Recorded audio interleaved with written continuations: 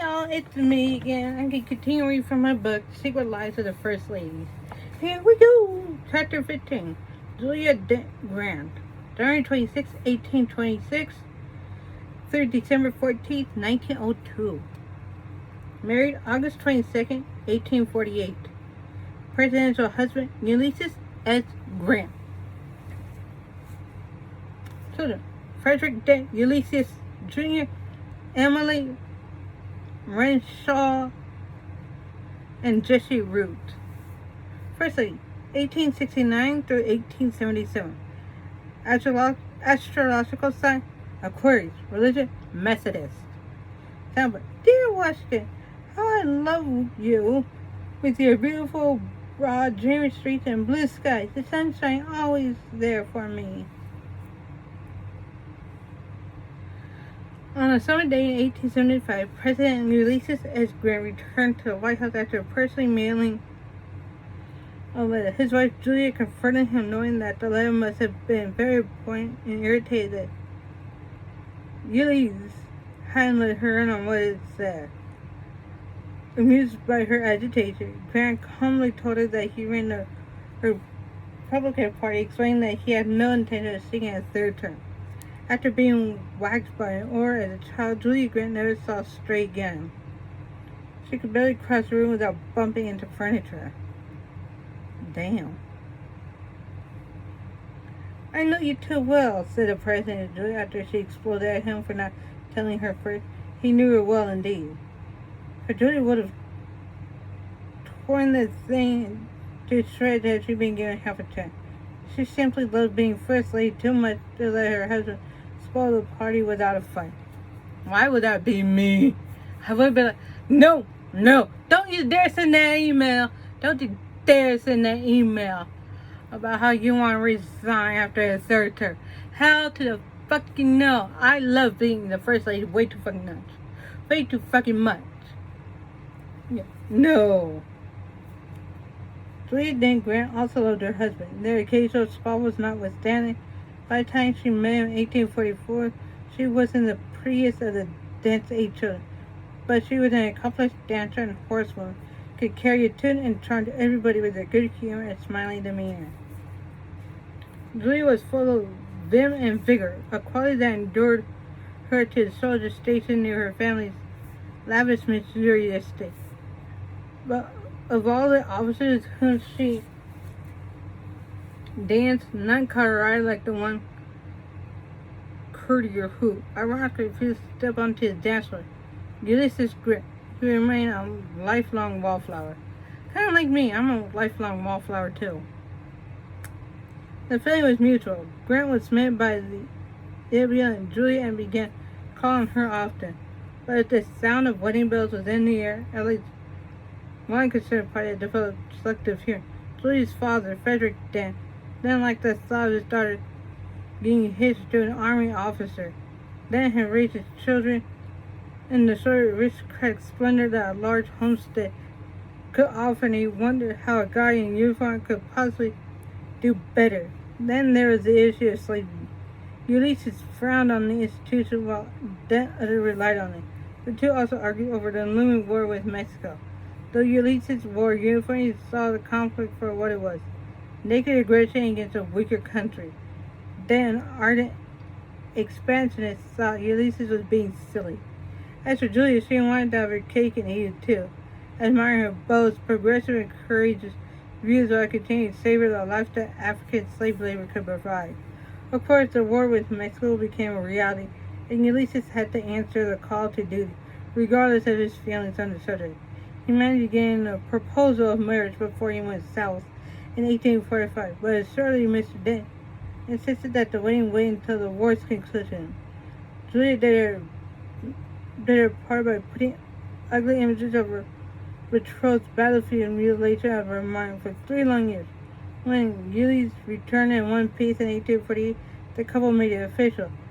The opinion of Frederick Dent be damned. For the new Mrs. Grant, it was the beginning of a difficult army life that was full of long journeys that took her far afield.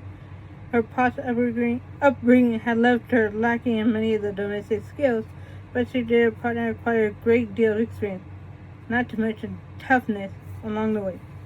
Elise was away from her and their children often, and Julie traveled to him with the kids whenever she could. It was a trying beginning for her family, but she loved her husband dearly and made it work. But it wasn't working for Elise. Long separations from his wife and little ones were starting to make him depressed, and he began complimenting his fantasies of leaving the army with large quantities of whiskey. Spanish came through in 1854 when the military, alarmed by his intoxicated stunts, offered him the option to resign. He was overjoyed. Until that is, he realized just how hard it was to make a living in the civilian world. After toiling over a plot of land that Grant had aptly dubbed hard scrabble, he tried his hand at everything from rent collected to selling cordwood on the street. But Julia, who had never experienced poverty like this in her life, saw the true cause by bearing up under the strain and never ever losing her faith in Ulysses, who she continued to earnestly believe was destined for great things, often to the ridicule of friends. She was right, of course, but it took a nightmarishly bloody civil war to prove it. In 1860, the Grants were living in Galena, Illinois, after an increasingly desperate Ulysses was given a job in his brother's leather goods shop. Sudden success changed everything the following year.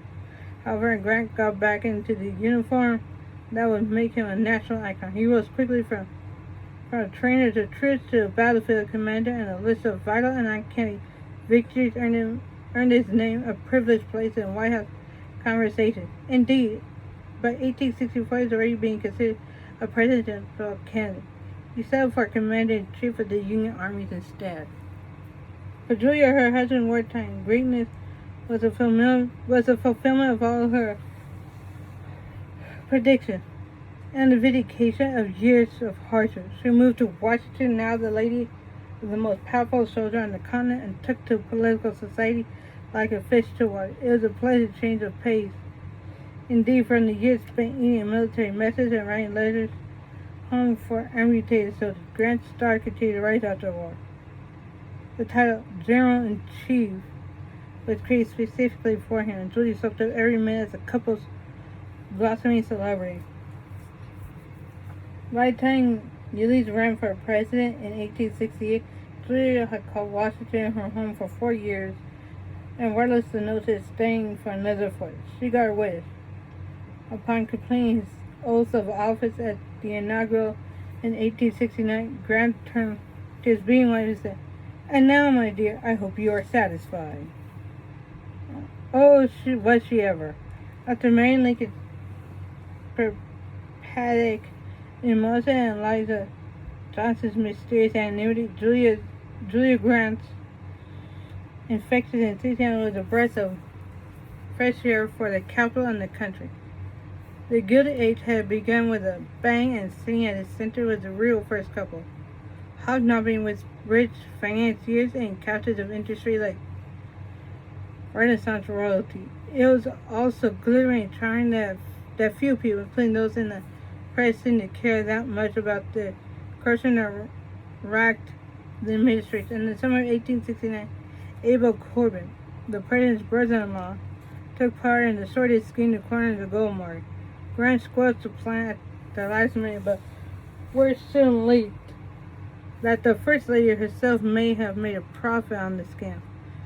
Scandal struck again when Julie's own brother, John Dent, was accused of benefiting from Secretary of War William Belknap's illegal finagling of Indian trading funds. But Julie never let any of it, including the accusations of nepotism, which were true, trip her up. Through 2 terms as First Lady, she actively advised her husband, started as first entertainer of the land, smooth with newspaper reporters. She was the First Lady to issue press releases and adored every minute of it, which is why, of course, she reacted with horror to Grant's reluctance to seek a 3rd term. She had to be pried from the White House like an oyster from its shell, and upon boarding the train that took her and Ulysses away from her beloved Washington, She collapsed into a seat and wept like a baby. I would too. Oh well. The Grants are still off on a 2-year world tour. If Julie can be First Lady anymore, she could at least be received like royalty from Westminster to Egypt to India. She and Elise were still riding the waves, surfing on all the fawning praise and expensive living to which they become addicted. But the wave hit a rocky shore not long after returning to the United States. Once again, Elise found himself having to find employment in the private sphere, and he proved just as unlucky at it as he had been back in his hard scrabble days. He joined up with a broker's firm that went bust, and with memories of privatation flashing in their minds, the Grants started selling off many of the gewgaws they accumulated through the years as head of state. The former president took to writing articles on the Civil War and eventually his memoirs. It was a stroke of brilliance and in just the nick of time, for Ulysses proved to be an extraordinary writer who has throat cancer. His sickness was an awful blow to Julia, but Grant finished in magnum opus before he died in 1885. It became a bestseller, and Julia never had to worry about the specter of poverty again. In fact, Julia became a wealthy woman indeed. In addition to the royalties from her late husband's masterpiece, she was granted a pension from Congress and made some very lucrative real estate deals. The money did more than restore her to the lifestyle which she always aspired. It allowed her to move back to Washington after selling a place in New York City, where she fought for women's suffrage and reigned as the nation's queen's mother, just like Dolly Madison had. She even gave writing a go, composing her memoirs. They would be published long after her death. After living long enough to see the dawn of the new century, she died an esteemed national figure in 1902. Special fact: Julia Dent Grant was slightly cross-eyed her entire life. It never stopped her from being a tomboy in her youth, or, remarkably, from developing into an accomplished quarantine. But her vision was anything but perfect, and it led to some embarrassing moments. At the gala feats she was fond of throwing while First Lady, rooms crowded with guests could be quite a challenge. She had a habit of standing still in the corner to avoid bumping into people who were either doubled by her vision or not seen clearly enough.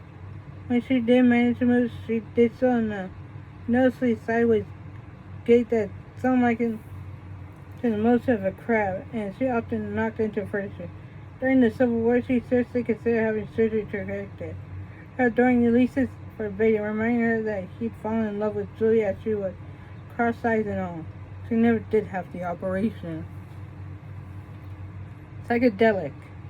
The squinting cross-eyed Julia may not have been able to see too well, but according to family legend, she had a vision of a very different sort. Julia always believed that she had psychic abilities, and truth be told, she had reason to. On April 14, 1865, a strange man knocked at Julia's Washington residence with an invitation from First Lady Mary Lincoln for the Grants to join the president and her at Fort Theater that evening to see the play Our Married Cousin.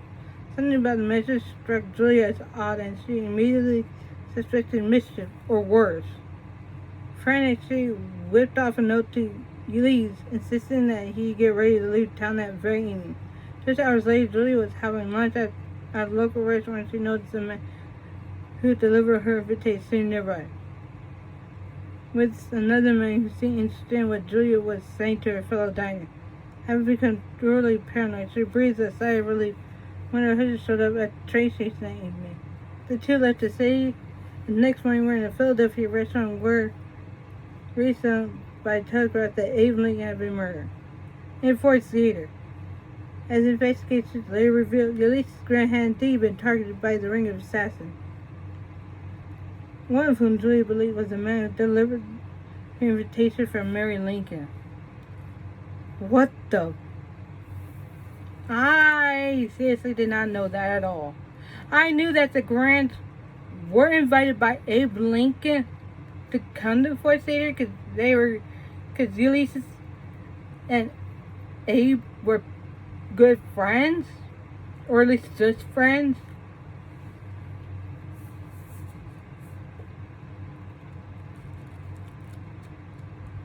And he wanted him to, and Abe wanted Ulysses to come with.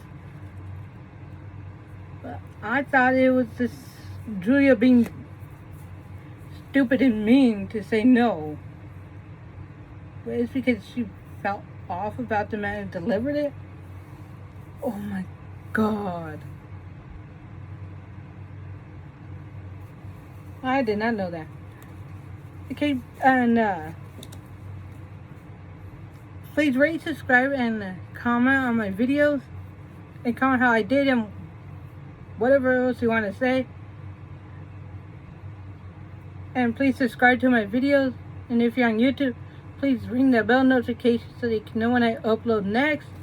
And if you're on TikTok, please like and follow my videos. And please pay for something on either my eBay and or Mercari, okay? And if you want my username for that so you can look at my stuff, please comment down below. Okay, bye.